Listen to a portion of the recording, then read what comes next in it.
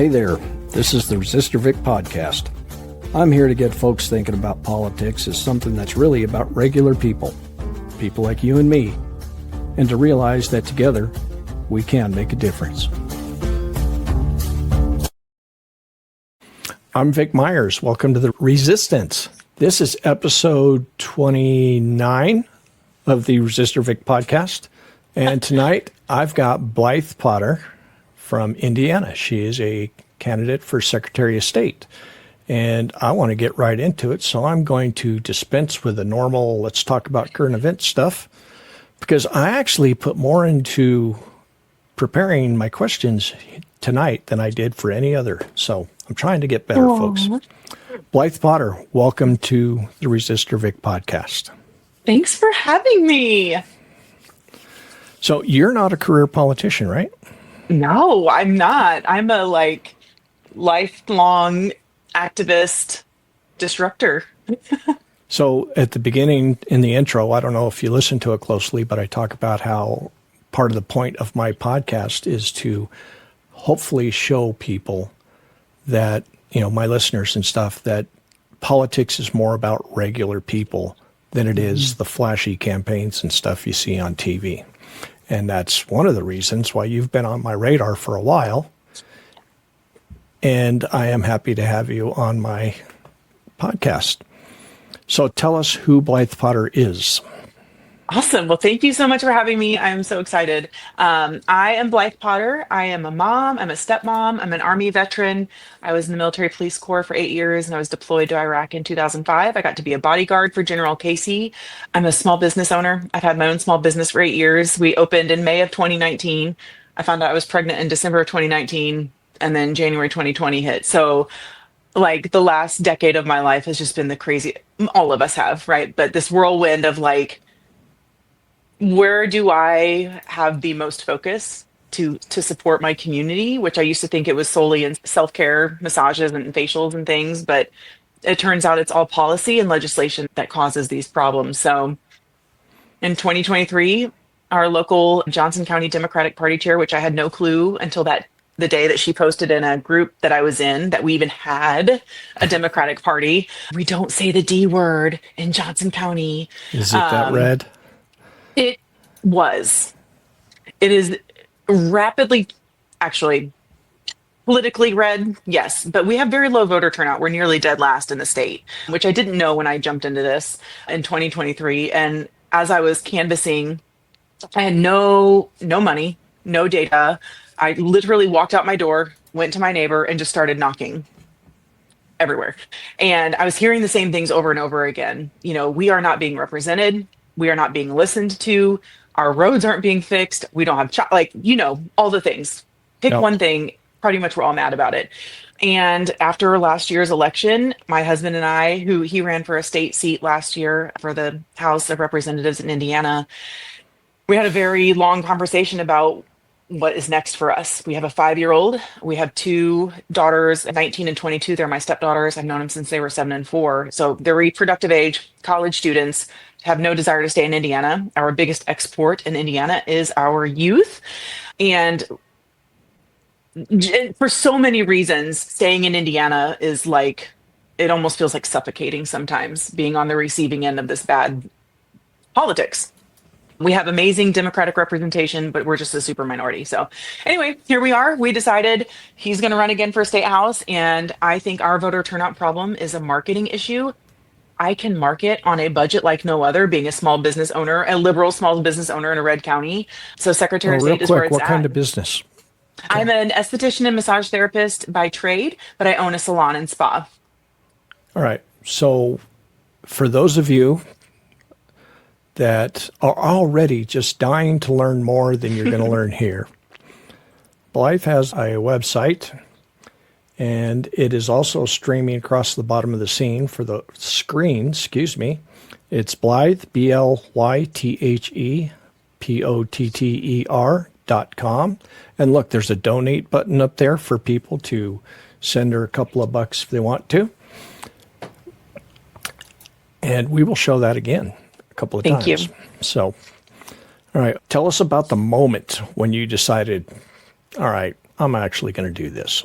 I am the type of person I have to marinate on things for a while. So my previous campaign manager, I ran for municipal office last year for county council. She suggested it, and at first I was like, "Oh no way!" I've seen what these state candidates do. No, should I not cuss? I don't care. Okay, so I was like, "No fucking way!" But then I kind of started thinking about it. She planted that seed, and I started researching it, and I was like, "Oh my God!" Like, well, our current Secretary of State, the bar is really low. He's so corrupt and terrible. It's hard to do worse. So I thought about it and I thought about it. And I asked leadership on all levels of the Democratic Party in Indiana. No one straight up was like, you shouldn't do this. Most of them was kind of like, oh, huh. Like they had never really considered anyone else like I would not be doing this. And then on my 43rd birthday, I was like, my husband and I, again, we talked about it about once a month or so. I'd be like, if I do this, this is going to be it's going to be hard, right? We have a young daughter. I work, he works, blah blah blah. So on my 43rd birthday, I filled out the paperwork to get my Act Blue going and all that, and here we go. Awesome. I'm still learning as I go. You're running for Secretary of State. Mm-hmm. When people hear Secretary of State, maybe they're thinking of that popular TV show a couple of years ago, or they're thinking of the Secretary of State in Washington, D.C. A lot of people don't know what the Secretary of State does. So at the state level, what is a Secretary of State?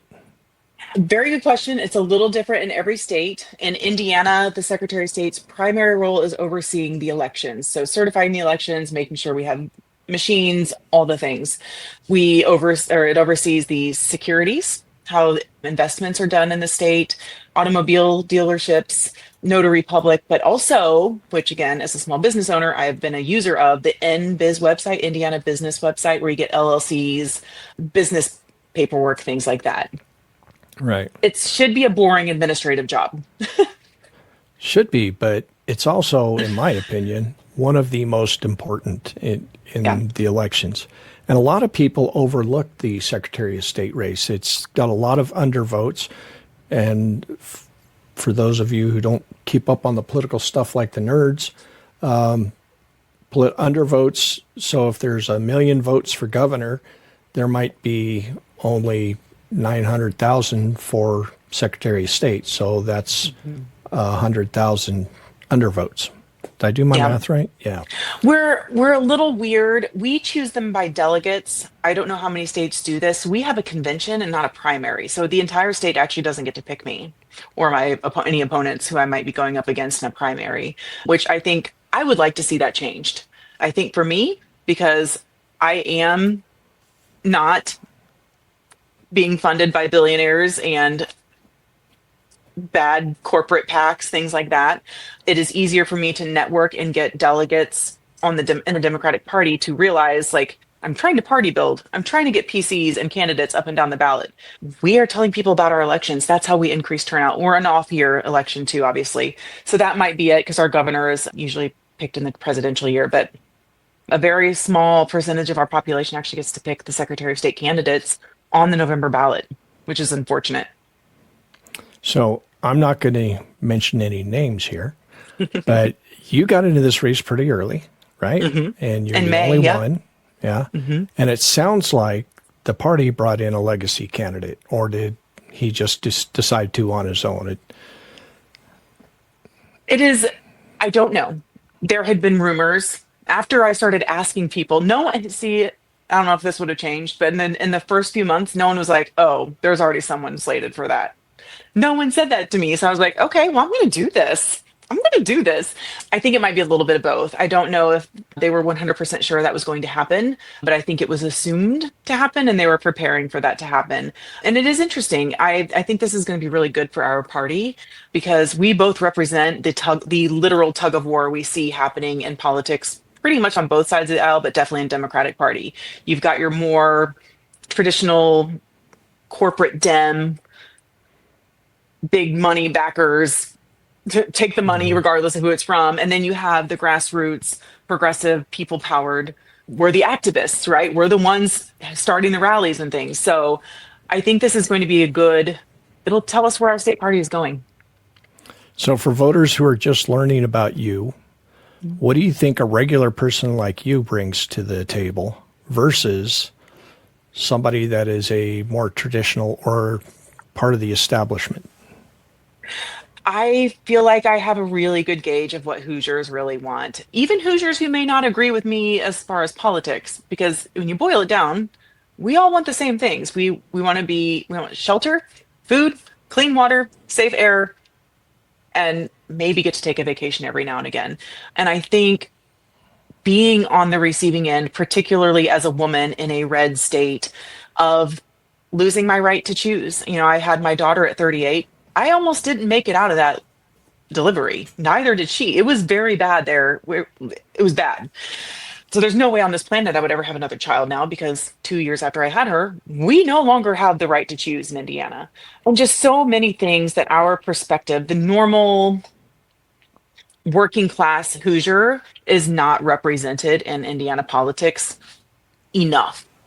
Do you guys have ballot initiatives there? Like no. We can have things on the ballot if the legislature, after 2 cycles, so after 2 full years, decides that we can vote on something. So usually they will only do that to help increase turnout when they need something pushed through. But that's something I really want to work with the legislature to do. I would love any of my ideas once elected. I want to put these in a survey or a ballot in some capacity. I need some feedback. We need buy-in here. And I think this engages people more too, but I would love to get rid of straight ticket voting. I think it hurts our municipal candidates, and we know our counselors on all levels, they hold the purse strings of our local taxes. If with straight ticket voting, it eliminates those because they're considered at large most of the time. Same with school board. So we have a lot of candidates that get overlooked. Can't believe that straight ticket voting exists in this country. And for those who don't know what straight ticket voting is, explain that for them. Yeah. So in Indiana, it's actually illegal. In several states, it's illegal to have ranked choice or other things. So straight ticket voting is you have like 100 candidates, but at the very top, you can hit the Republican button and it hits all Republicans, or you can hit the Democrat button and it hits all Democrats and you just walk away. So we're doing ourselves a disservice. This should not be something that you're squeezing in and trying to do as quickly as possible. You're voting for a party and not for people. Yes. And that is how the Republicans want it. Do you still have the option to vote for individual candidates? Could you vote for yes. Yeah, okay. Yes. Now, a lot of times in Indiana, if we have a Democrat on the ballot, He's a Republican. We have a lot of Republicans in blue, more than I would like. But I still think that's pretty normal, probably in most red states. But I've gotten to the point where, by and large, I will just hit all the Democrats, and then I'll go and select the counselors. Or if there's not opposed, I do not vote. I do not vote for that office as a protest. I think this is a good time to put your website up again for a minute. Thanks. Yes. So again, it's Blythe. Yes. Blythe Potter. BlythePotter.com. And you can go there and learn more about her. You can donate and all that stuff. I am curious, because I want to talk about the actual Secretary of State office again. Okay. What do you think you can do to get more people to actually vote in that race instead of passing it over? Oh, this is my favorite part. So first and foremost, I want to create a voter book. So every registered voter gets delivered to their door, which I'm an environmentalist. I don't like printing paper. However, we'll support our unions and print it on a union with a union printer. And not everybody has access to the internet in Indiana. We have about 10% of our population, which is over 690,000 people, with no internet. And I'm going to assume they're probably also in library deserts and working so many jobs. They don't have time to sit and research for people. So it'll be available online, but I want to create like something that gets delivered in like a hot pink, obnoxiously bright envelope, so you literally cannot miss it, to your address that you're registered. I would love people to be able to opt in to absentee ballots. It's really hard to get an absentee ballot in Indiana, but the books will have all the information they could even need to know: when their election is, where their polling location is, the hours for polling, which I would like to extend, information on every single candidate, If they are an incumbent, what is some policy or legislation or things that they've passed or pushed through? Where can you find more information? And just really get something comprehensive that's as nonpartisan as it can be, so that we know what a township trustee is and how freaking important they are to our community, because offices like that go uncontested and they're so vital, especially right now when we're losing access to a lot of things. Things are getting more expensive. So just to better educate people and be more transparent, not just as candidates, but as politicians. So education, so important. No offense, but the more you tell us about Indiana, the more I'm thinking, wow, those guys are in the Stone Age. We are. We truly are. And it's really astonishing, particularly now with social media the way it is, being able to see what other states can do. It's like, I'm jealous of Colorado. That's ridiculous. Oh, yeah. Between our mail-in ballots, which are absolutely wonderful and secure, in case there's anybody out there believing the garbage that they're not, because it takes two people, a Republican and a Democrat, to verify every signature at the county clerk's office. It's an incredibly secure voting system, and it increases voter turnout like crazy. But we get a blue book before every election, well before we get our ballots. It tells us about everything that's on our ballot. It gives us arguments for, arguments against, tells us what it's going to cost. It's incredibly informative. It doesn't do candidates, but it does all the other stuff. I want to do both. I want to be able to combine both of them, where we are particularly, even some Republicans may not have money or they know how to start a website. It's really hard to find information on municipal candidates, but grassroots candidates like myself running on a state level or running for a House seat, we don't have the money to be, and I don't want to have money to send a mailer to 6 million people. If it's provided to me by my tax dollars, that saves those grassroots candidates. It gets some of the money out of politics, so everybody has the opportunity to be in front of their constituents, whomever can vote for them. So I really want to have the best of both worlds. So we're educating them on what the offices are, any referendums, should we have them in the future, or ballot initiatives, whatever it may be, but also the candidates. And I think it can hold our candidates accountable too, because what we can do is just add that to their form. So we can have those questions on there, and then we'll throw them right under the bus if they don't answer them. Candidate refused to answer. There you go. There's that's something I haven't heard of yet, is a state having I'm going to call it a candidate clearinghouse, where you can go and look up every candidate. I'm going to write that down. Does anybody else do that? I actually thought Colorado did. I don't know. Did I make something up? I think you might have invented something. Blythe the Innovator. I'm pretty sure. Well, so Colorado does it with information about what's on the ballot, but not the candidates. Right. But I'll have to look into that, because I didn't realize that wasn't as comprehensive. So now you can run for office there and say, hey, this is what we need for Secretary of State. There you go. And that's a good segue to my next question. So if someone is listening and they feel like politics is usually something that's done to them instead of with them or for them, what would you want them to hear from you? You are not alone, and you are not powerless. And I think that's the coolest thing about where we are right now. It's devastating what's happening on a state and federal level, but I am seeing Hoosiers and people, elections in Mississippi are turning blue, all across the country, all across the world, engaging in Indiana or U.S. politics. We're calling our reps. We are showing up at rallies and protests. We're hosting our own. We've had Johnson County, Indiana protests where hundreds of people have shown up, and it's amazing. And it's a little therapeutic. So if you're in the same situation I am and you have imposter syndrome, trust me, I still do. I still very much have imposter syndrome, but I also know what it means to feel like I'm not being represented, or to have ideas that, like, why is this not something that's happening?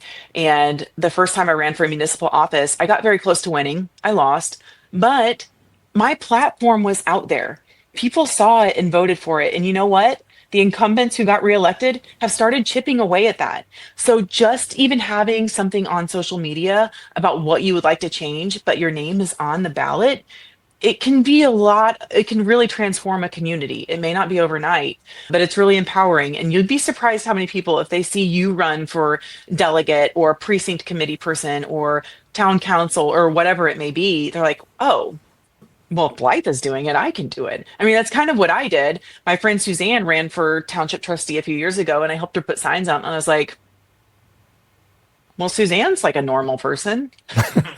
So I'm sure Suzanne would be glad to hear that. Well, yeah, but she's heard that. I mean, she's heard this story, but then she ran because her friend Jessica ran. So it really is. And it also gives people in your family, in your network, in your community a reason to vote. In Indiana, most of our elections go unopposed. I think something like 70% across the country go unopposed. But a lot of clerks won't print Democratic ballots because if they're unopposed, they don't have a reason to. Right. So give them a reason to print that ballot.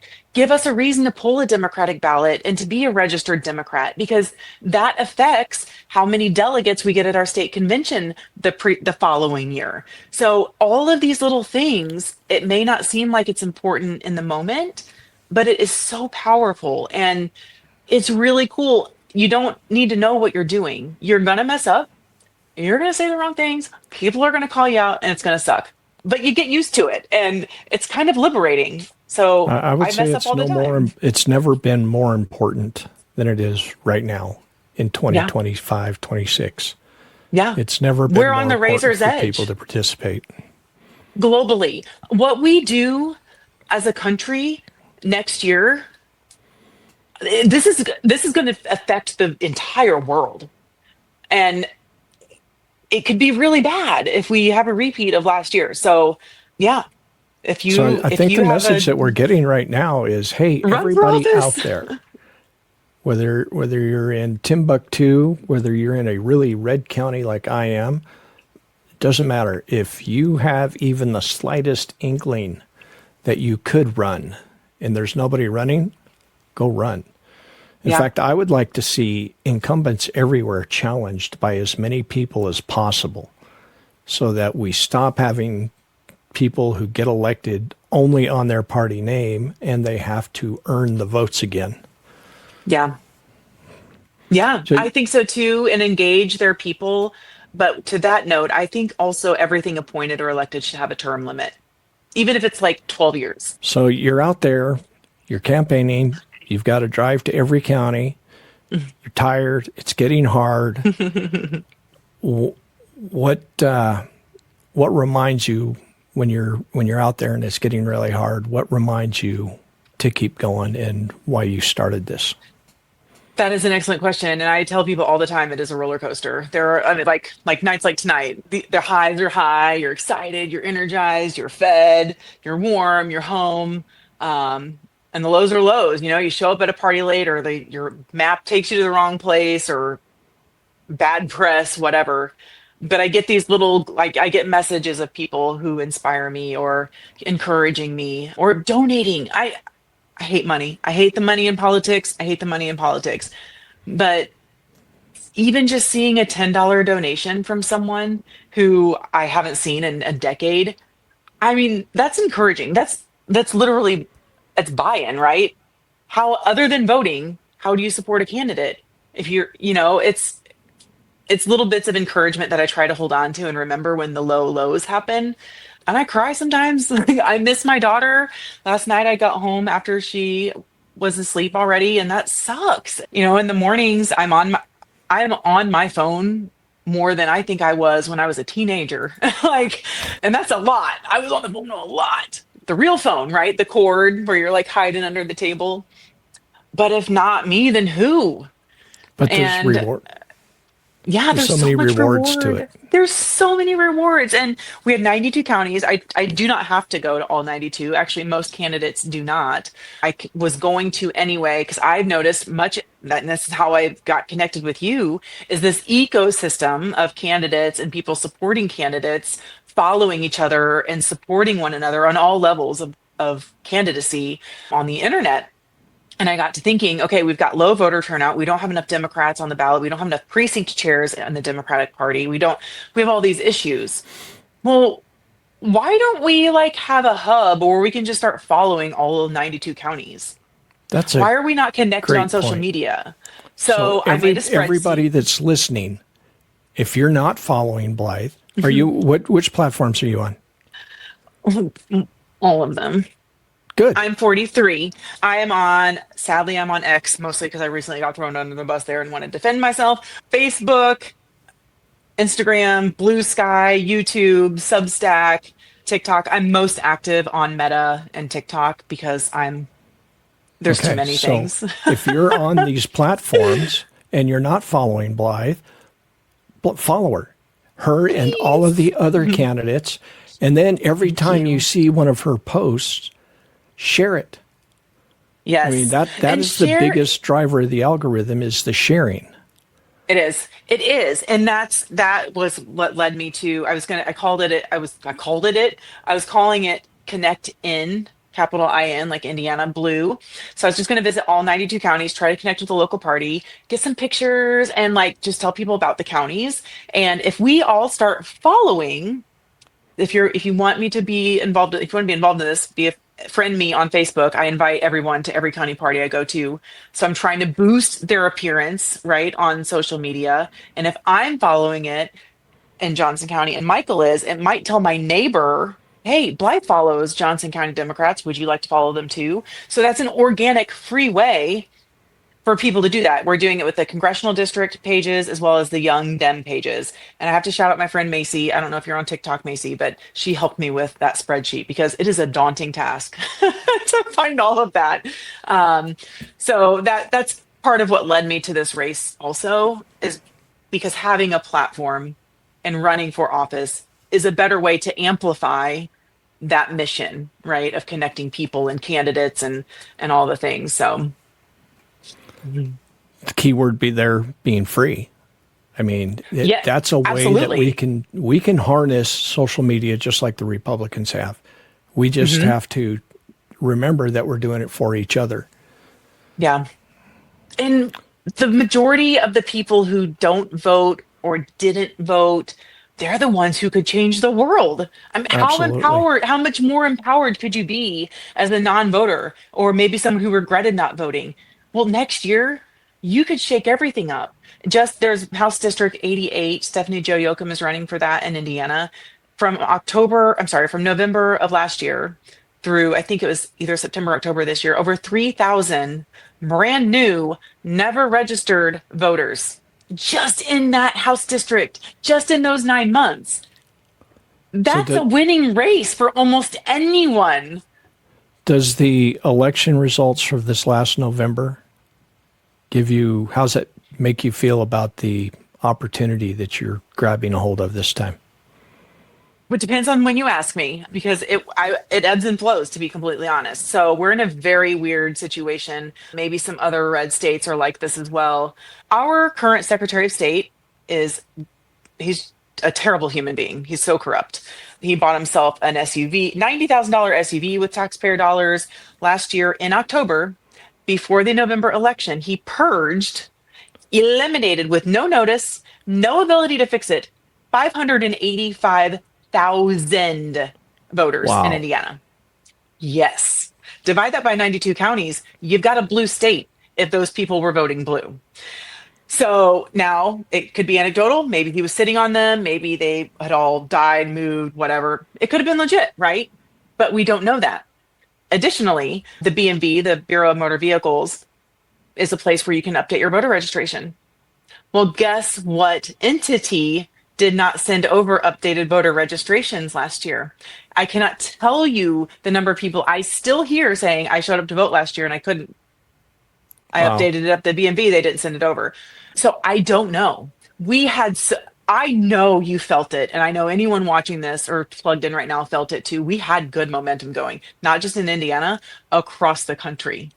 We had amazing women on all seats on the ballot. I can remember when President, Indiana was a swing state. and I argue we still are. We just have apathetic voters. We have voting hours from 6 a.m. to 6 p.m., which sounds great. It's 12 hours.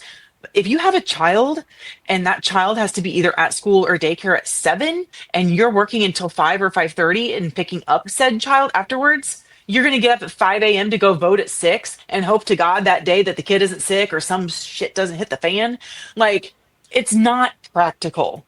And I'm saying that as a middle class white woman who can literally walk to my polling place. So I spiraled there. And my job. I don't even know what I was talking about, Vic. Well, I know what you made me want to say. Okay. Indiana, please elect Blythe Potter so that you can bring yourself into the 21st century of voting. Yeah. I mean, we need real people, but we also need voters to realize being single issue voters is not going to cut it anymore. There are going to be things you disagree with me on what I say, how I appear, my nose rings. People get really upset about my nose rings and tattoos. These aren't making legislation or policy. Look at the platforms. Even if you might be voting against me, please still look at my platform. And I tell people that all the time. So it's hard to be objective. If you were here and somebody was giving you a bad time about that, my kids would vote for you just because you got a bad time about the tattoos. Good. They wouldn't have to know anything else. My kids are so torqued off about the whole tattoo being a bad thing.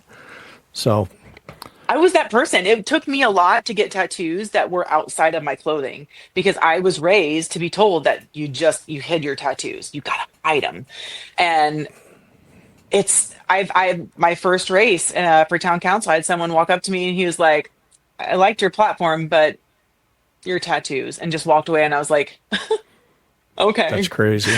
Look at all the corrupt a-holes in offices and historically who had the suits and the tie and the briefcase and the clean cut and the shaved face. They're fucking robbing us blind. Yeah. They are robbing us blind. So I've got one more question for you, but before I do, I've got to ask you the Tip O'Neill question that I ask everybody, all the candidates. Okay. And did you know who Tip O'Neill was? No. No, that's okay. I'm old. That's why I know. I was a teenager when he was the Speaker of the House in the Reagan years. Okay. And I'm embarrassed to say that every other time I've asked this question, I said that he was from Chicago. He was from Boston. So easy to fact check. Anyway, he was a very, very powerful Speaker of the House, right? Mm-hmm. And he had been in for a lot of years. And in his last campaign, his very last campaign, which he won, of course, he's at the after party with all of his supporters, and he's at the punch bowl.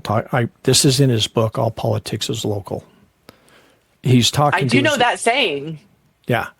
He's talking to his longest ever supporter. She's been with him from the beginning, working on his campaigns and stuff.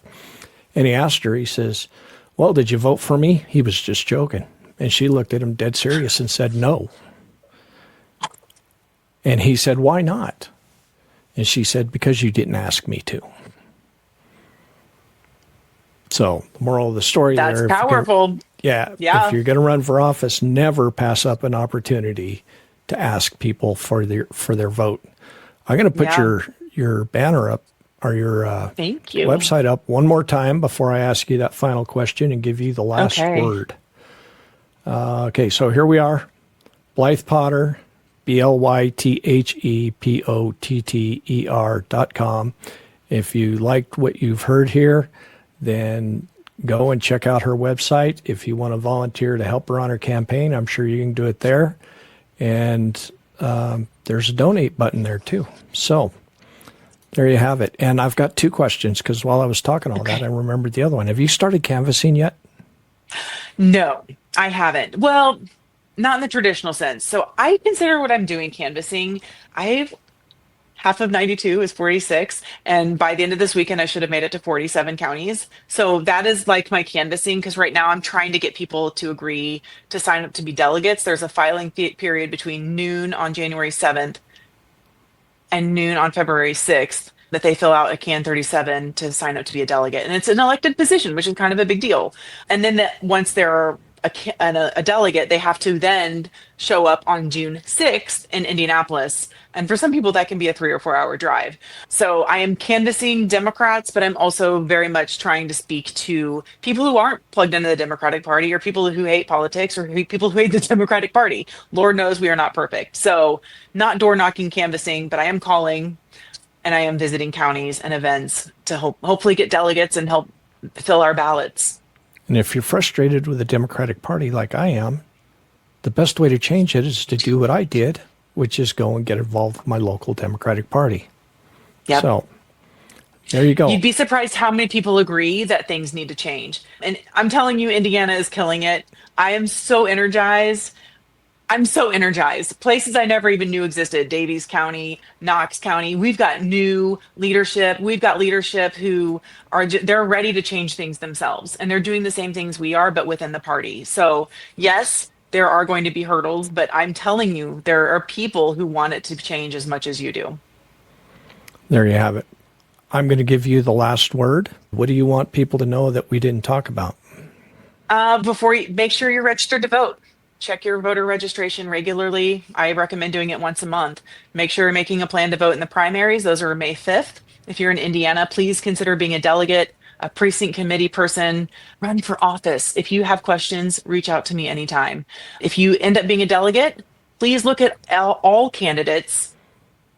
Try to be objective and really look at our platforms and what we want to accomplish for the state. We are in unprecedented times. I know I'm an unprecedented candidate, but there's absolutely no reason why I cannot be elected, because I do believe I'm representing what we need in Indiana for this office. So, and if you have an extra $5 or $10, donate, because if you're in Indiana, you know that my opponents all have a couple $1 million and I don't. But I'm not taking big corporate money and GOP money, and nobody funding Mike Johnson is also funding me. There you go. So there you have it. I am so glad. Like I said, I've had you on my radar for a while. I've been thinking about inviting you on, and I'm so glad that I finally did, because now I'm going to be paying even more attention to see how you're doing. Maybe we'll have you back later to talk about the primary victory. Yay! That would be awesome. Thank you so much for having me. Right. I appreciate you. All right, folks, for those of you who are listening, thank you for making us part of your day. I hope you enjoyed listening to Blythe give her answers as much as I did. Good day. Mm-hmm. Bye. Well, folks, looks like we're back at the barn and it's time to call it a day. I sure do appreciate you spending your time with me. If you want to help keep this podcast going by supporting me, you can get a paid subscription on Substack, where I'm Resistor Vic. Or if you're the type that'd rather go to PayPal, I'm also resistorvic@gmail.com. Thanks again.